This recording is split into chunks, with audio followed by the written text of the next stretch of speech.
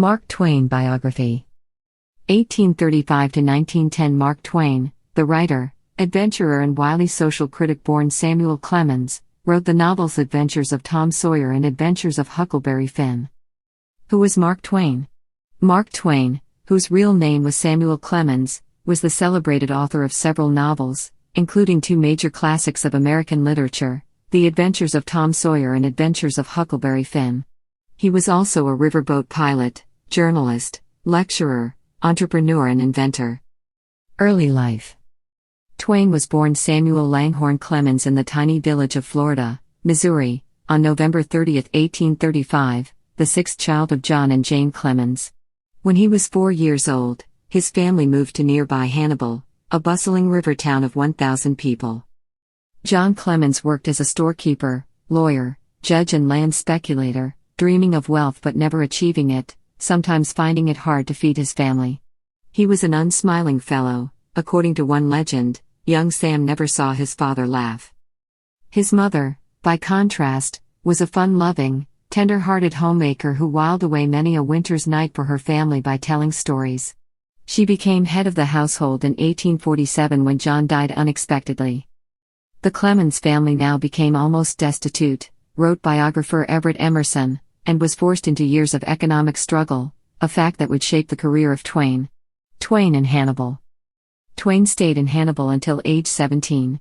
The town, situated on the Mississippi River, was in many ways a splendid place to grow up. Steamboats arrived there 3 times a day, tooting their whistles, circuses, minstrel shows and revivalists paid visits, a decent library was available, and tradesmen such as blacksmiths and tanners practiced their entertaining crafts for all to see. However, violence was commonplace, and young Twain witnessed much death. When he was 9 years old, he saw a local man murder a cattle rancher, and at 10 he watched an enslaved person die after a white overseer struck him with a piece of iron. Hannibal inspired several of Twain's fictional locales, including St. Petersburg in Tom Sawyer and Huckleberry Finn. These imaginary river towns are complex places, sunlit and exuberant on the one hand, but also vipers' nests of cruelty, poverty, drunkenness, loneliness and soul-crushing boredom, all parts of Twain's boyhood experience.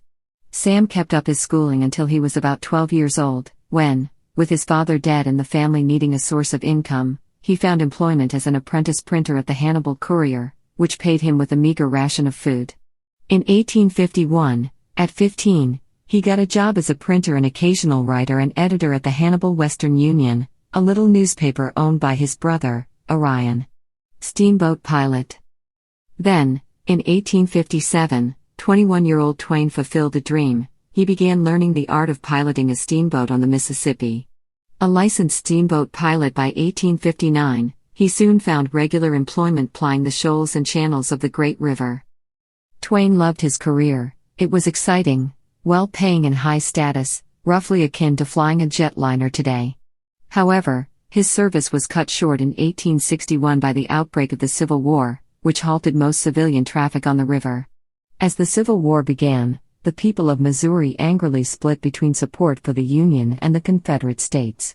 Twain opted for the latter, joining the Confederate Army in June 1861 but serving for only a couple of weeks until his volunteer unit disbanded. Where, he wondered then, would he find his future? What venue would bring him both excitement and cash? His answer, the Great American West. Heading out west. In July 1861, Twain climbed on board a stagecoach and headed for Nevada and California, where he would live for the next 5 years.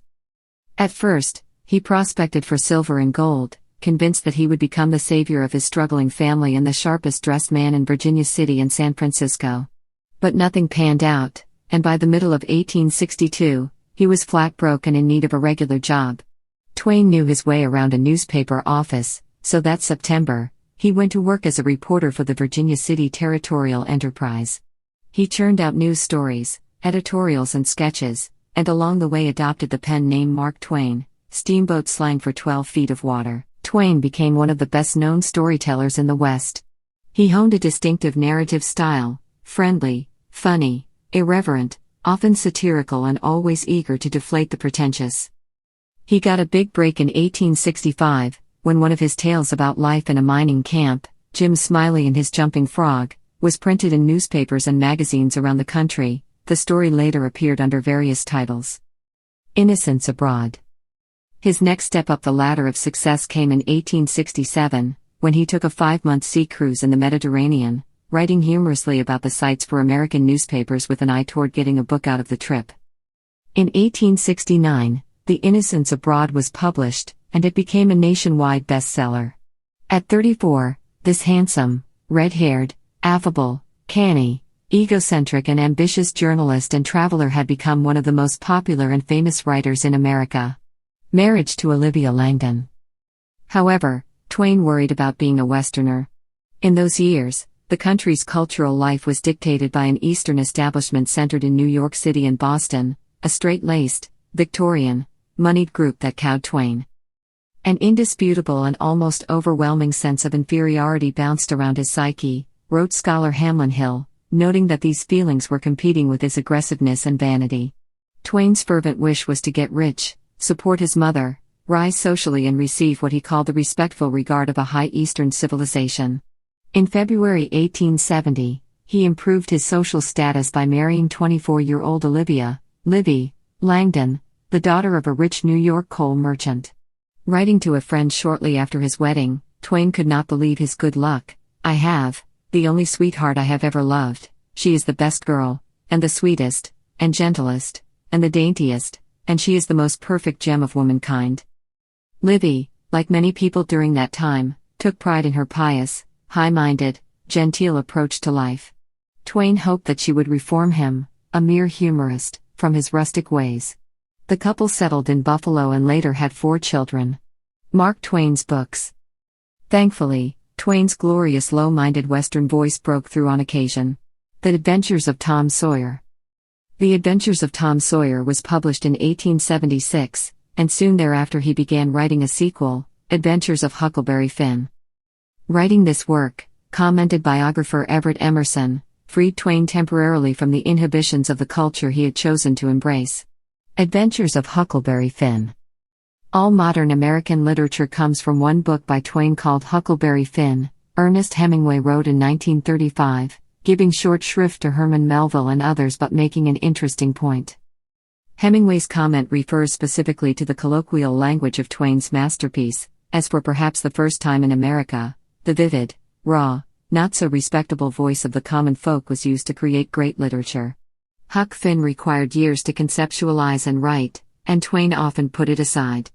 In the meantime, he pursued respectability with the 1881 publication of The Prince and the Pauper, a charming novel endorsed with enthusiasm by his genteel family and friends. Life on the Mississippi. In 1883 he put out Life on the Mississippi, an interesting but safe travel book. When Huck Finn finally was published in 1884, Livy gave it a chilly reception. After that, business and writing were of equal value to Twain as he set about his cardinal task of earning a lot of money. In 1885, he triumphed as a book publisher by issuing the best-selling memoirs of former President Ulysses S. Grant, who had just died. He lavished many hours on this and other business ventures, and was certain that his efforts would be rewarded with enormous wealth, but he never achieved the success he expected. His publishing house eventually went bankrupt. A Connecticut Yankee in King Arthur's Court. Twain's financial failings, reminiscent in some ways of his father's, had serious consequences for his state of mind. They contributed powerfully to a growing pessimism in him, a deep-down feeling that human existence is a cosmic joke perpetrated by a chuckling god. Another cause of his angst, perhaps, was his unconscious anger at himself for not giving undivided attention to his deepest creative instincts, which centered on his Missouri boyhood. In 1889, Twain published A Connecticut Yankee in King Arthur's Court, a science fiction/historical novel about ancient England. His next major work, in 1894, was The Tragedy of Pudd'nhead Wilson, a somber novel that some observers described as bitter.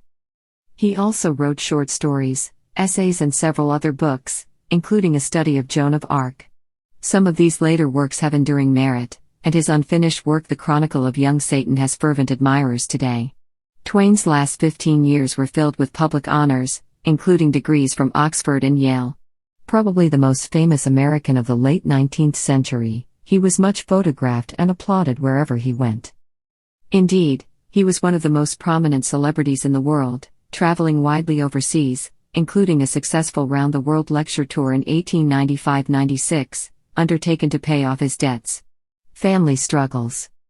But while those years were gilded with awards, they also brought him much anguish. Early in their marriage, he and Libby had lost their toddler son, Langdon, to diphtheria. In 1896, his favorite daughter, Susie, died at the age of 24 of spinal meningitis. The loss broke his heart, and adding to his grief, he was out of the country when it happened. His youngest daughter, Jean, was diagnosed with severe epilepsy. In 1909, when she was 29 years old, Jean died of a heart attack.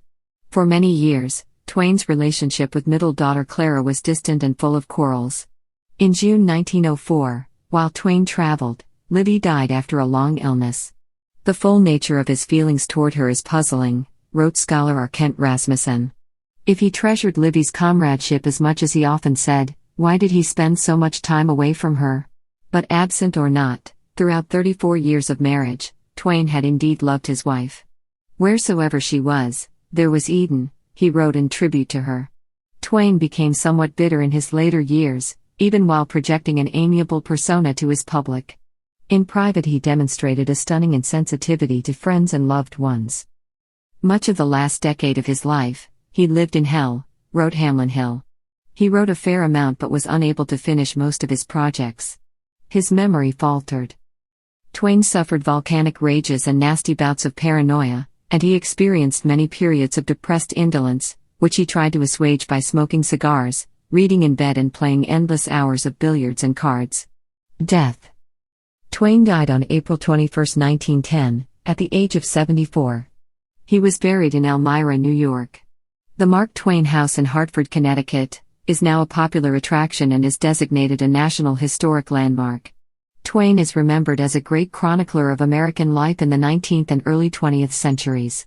Writing grand tales about Sawyer, Finn and the mighty Mississippi River, Twain explored the American soul with wit, buoyancy and a sharp eye for truth.